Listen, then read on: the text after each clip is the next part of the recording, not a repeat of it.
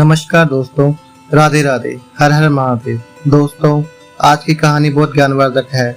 अगर आपके घर पर धन नहीं रुकता है तो नहाते समय औरतें यह उपाय जरूर करें, अचानक धन प्राप्ति होती है। इसके अलावा जो औरतें कपड़े खोलकर नहाती है अर्थात उनके लिए भी खुशखबरी है। दोस्तों, एक दिन शिव जी पार्वती जी के संग हरिद्वार में घूम रहे थे।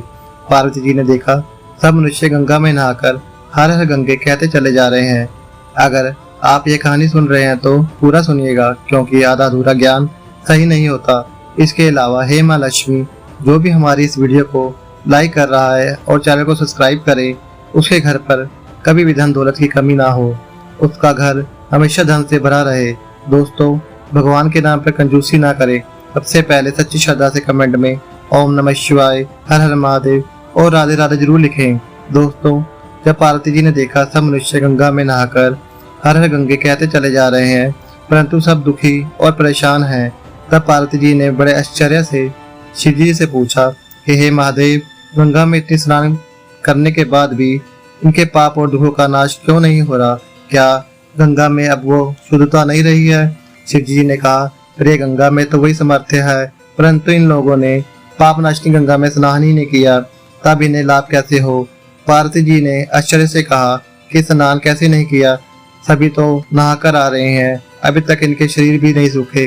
शिव जी ने कहा, ये सिर्फ जल में डुबकी लगाकर आ रहे हैं, तुम्हें कल इसका रहस्य समझाऊंगा। दूसरे दिन बड़े जोर से बरसात होने लगी, गलियां कीचड़ से भर गई, एक चौड़े रास्ते पे एक गहरा गड्ढा हो गया, चारों ओर कीचड़ भर रहा था। शिव जी ने लीला से ही वृद्ध रूप धारण कर लिया और चलते चलते गड्ढे में ऐसे पड़ गए जैसे कोई मनुष्य गड्ढे में गिर गया हो और निकलने की कोशिश करने पर भी ना निकल पा रहा हो।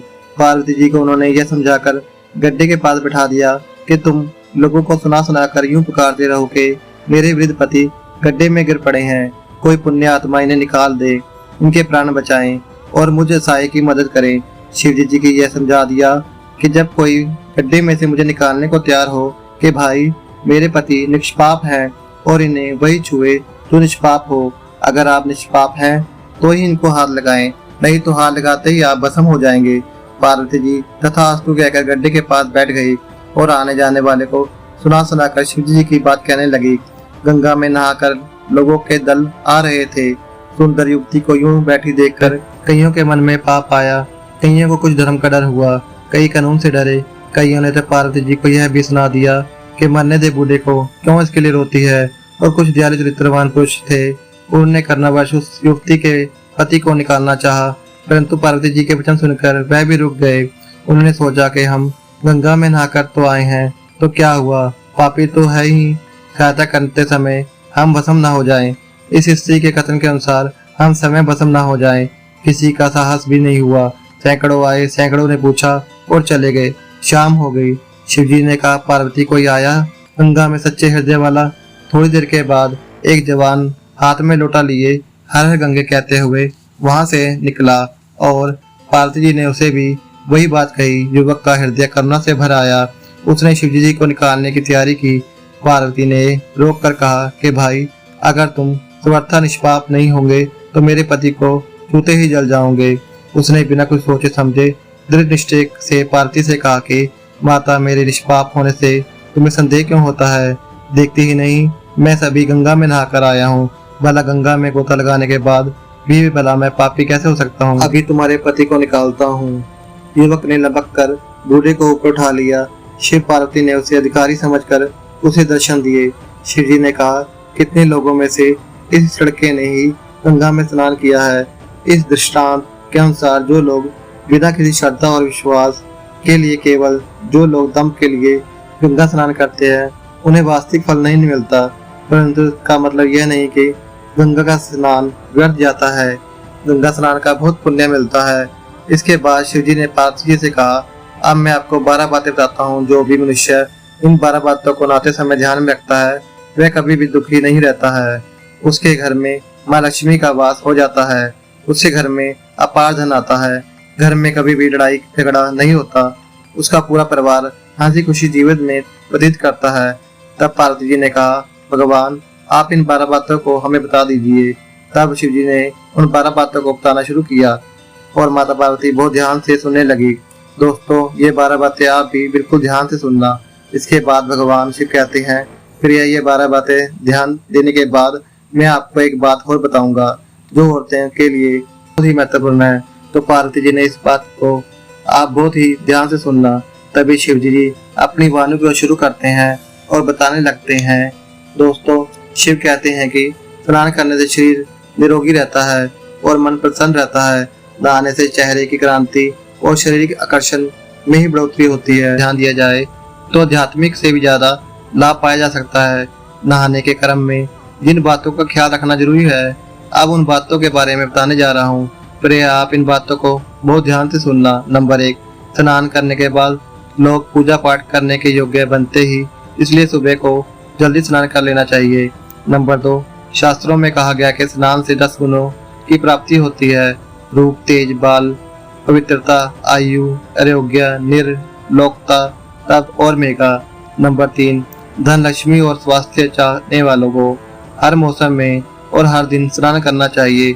नंबर 4, शास्त्रों में कहा गया है कि सुबह स्नान करने से पाप का नाश होता है और पुण्य मिलता है।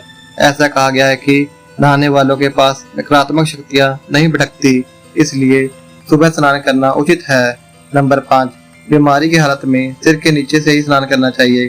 गीले कपड़ों में शरीर को पोंछ लेना एक तरह का स्नान ही कहा जाता है। नंबर 6, सुबह की लालिमा छाने से पहले ही स्नान कर लेना चाहिए, श्रेष्ठ माना जाता है।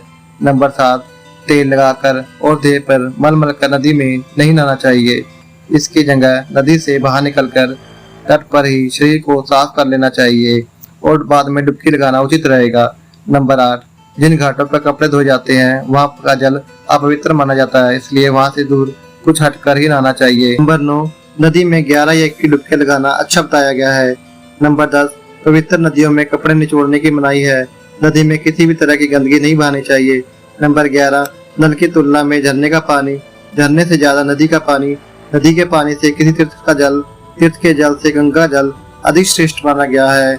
नंबर 12, गंगा माता का कथन है कि स्नान करते हुए कोई चाहे मेरा जहाँ भी स्मरण करेगा मैं वहाँ के जल में आ जाऊंगी। इसके बाद शिव जी ने कहा, अब मैं आपको औरतों के बारे में बताता हूँ जो औरतें कपड़े खोलकर स्नान करती है। शिव जी ने कहा, हिंदू शास्त्रों में हर एक चीज के लिए कुछ नियम बनाए गए हैं।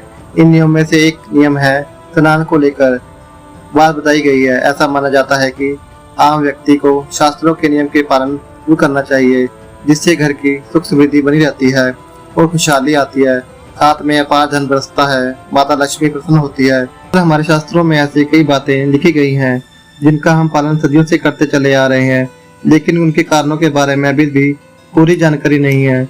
ऐसे ही नियमों में से एक है निवस्त्र स्नान करना।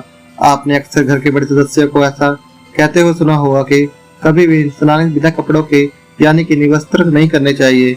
अगर हम पुरानी कथाओं की बात करें तो निवस्त्र की मनाही का एक सबसे बड़ा कारण कृष्ण जी के समय में है।